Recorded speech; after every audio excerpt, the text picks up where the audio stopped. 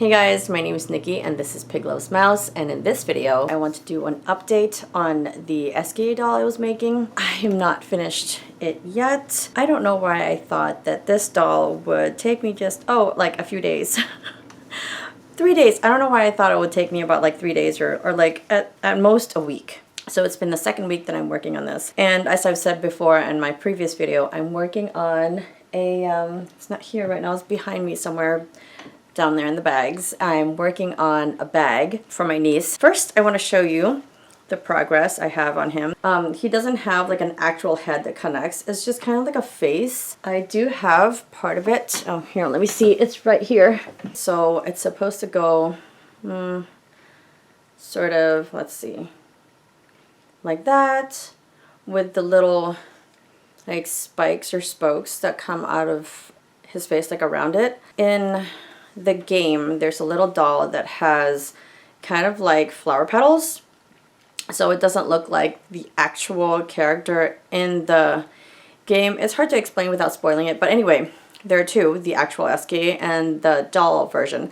The doll version has little flower petals around his head, so it kind of looks like flower petals. He has like a banner hanging from his face. At first I thought it was from his neck, but it's actually attached to the sides of his face. So I haven't made that yet. I keep forgetting that I have to make that. I'm like, oh, I only have this. And I'm like, oh, every time I look at the picture for reference, I remember I have way more to do than I thought I did. So, and in this video, I will add clips on how to make the body, which is pretty, I mean, don't mind the back. It's not, because I embroidered it without stuffing it. And I mean, not that it would have made a difference. It probably wouldn't have been super centered anyway, because when it comes to embroidery, I don't center things the best. So that's why in the front, I just did these, oh, sorry, you can't even see it.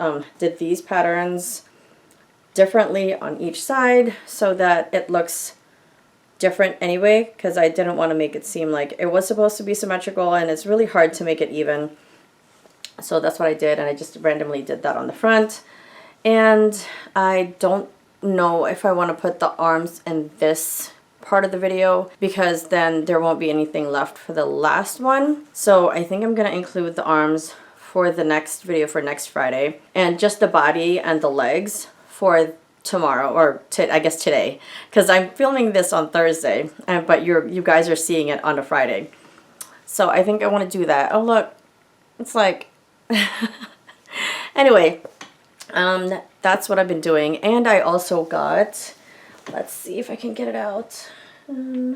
Oh my gosh, what is it called? Now I forgot what it was called. Tunisian crochet. Oh my gosh, if you see like lights shining on my face, it's because I'm looking it up on my phone.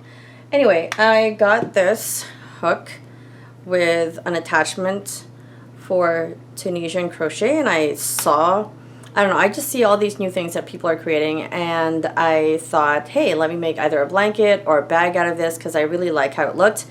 And it looked easy enough, so I bought a 4mm hook, which I think would be fine, because I don't want the holes to be too big. And I'm fine with working with something this small. So I'm going to try that out, and I'm going to film that for one of the Fridays. And as you can see in the back, I don't know if I mentioned this, I made Anchor, and I did this without a pattern. I like to challenge myself. And I made him, and from what other people have been saying, I kind of just like guessed how many baubles to do for his tentacles, and I think I did like 20 or something like that. And then I did this on the back of it. I used Bernat Mystical, which I don't really recommend. I'm not sure if this is what happens with every skein, but for this one, it kind of dyed my crochet hook. So here, let me pick him up. So his underneath, I don't know if you guys can tell, is a little pink. It's supposed to be white, but it looks a little pinkish, and I think it's been dyed with by the yarn itself. It is very soft, so I do like this. It's unfortunate that the paint, or the dye, not the paint, the dye kind of comes off of the yarn a little bit. So it's kind of stopped me from buying any more Bernat Mystical at this time. This is it for the intro of the video. Next, you're going to see clips of me crocheting Esquie's legs and body. I hope you enjoy this tutorial, and I will see you at the end of this part 1.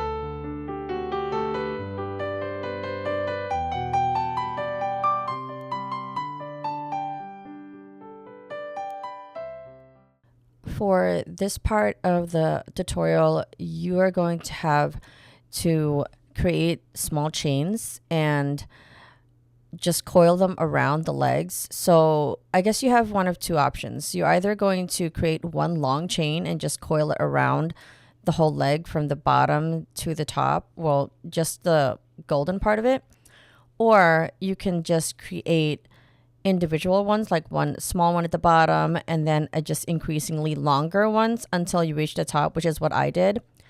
And this creates the little like ridges that Esquie's legs have at the bottom. Here I'm adding yarn, purple yarn, to match the color of the actual pant leg. I'm not sure of its actual pants because when you look at Esquie, it's kind of like connected and he's just made of cloth, and it's not actually separate pieces of clothing. It's just all sewn together. But anyway, I'm just saying pants just because it's a different color from the top part of him. So from now on, when I say pants, I mean the purple part. So here I'm adding purple yarn to add a ridge at the edge or at the bottom part of the pants to separate the pants from his feet. So I'm just going along the bottom and creating single crochets along this row.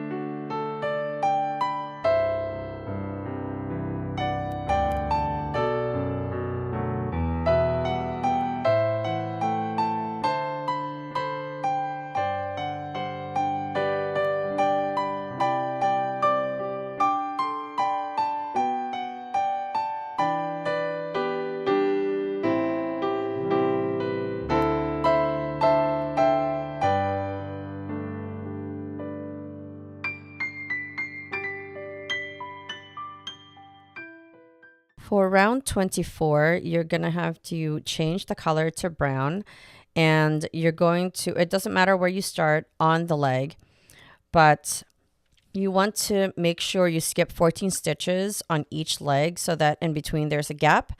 And then after you're done crocheting the two legs together, you're going to have to sew this gap together. And the total number of stitches for round 24 is going to be 112.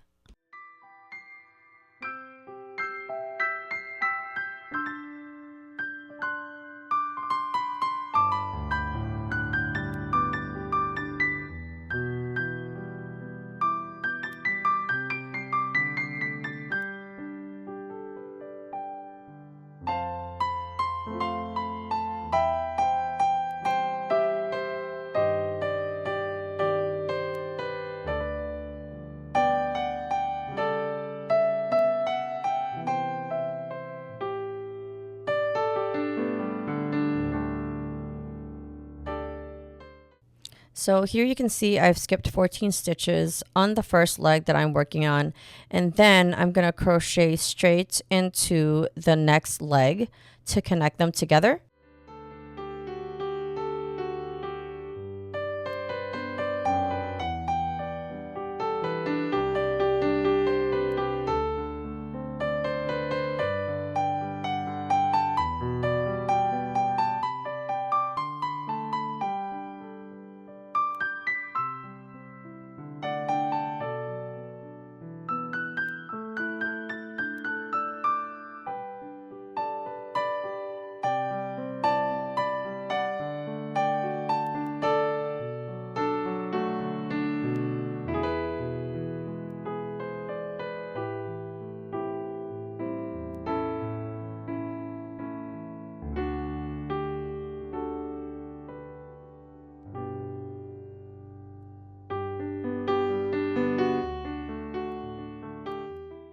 For round 42, it's going to be a little bit tricky, but I want you to find the middle 48 stitches in the front of your work and work these stitches 4 single crochets and decrease times 8.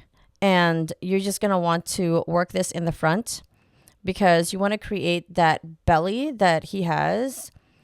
And you're just going to do 1 single crochet in the rest of the stitches. And if you're not in the front or you find that it is not centered, either frog some stitches or crochet up to the point where you reach the middle 48 stitches in the front.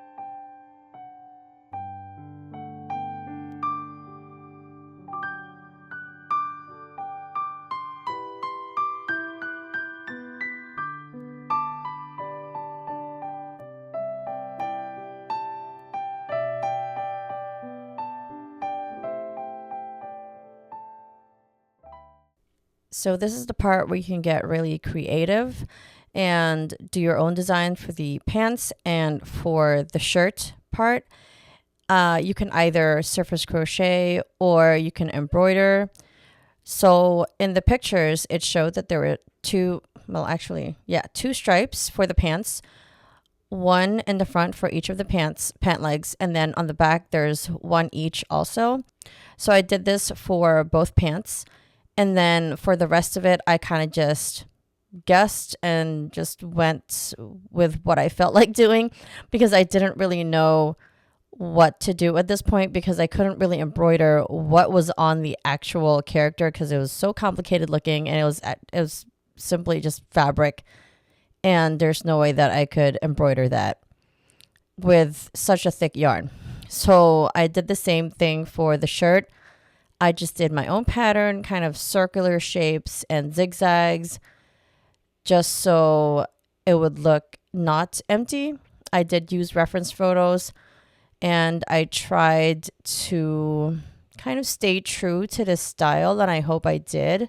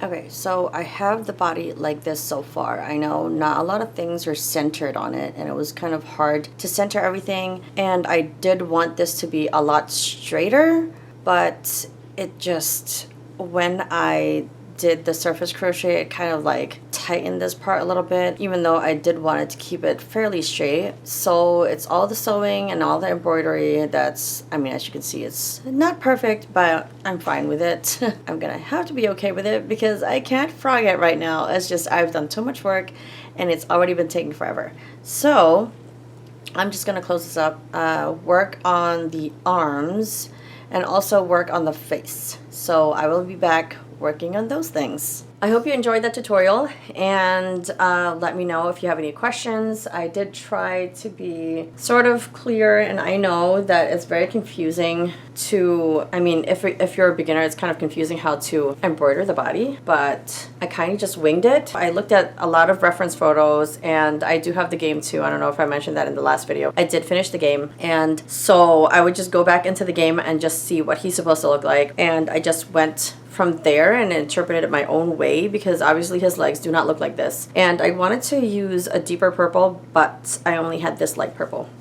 So that's pretty much it for this video, and I hope you guys enjoyed, and I will see you in the next video on part 2. Hopefully next Friday we will finish the doll.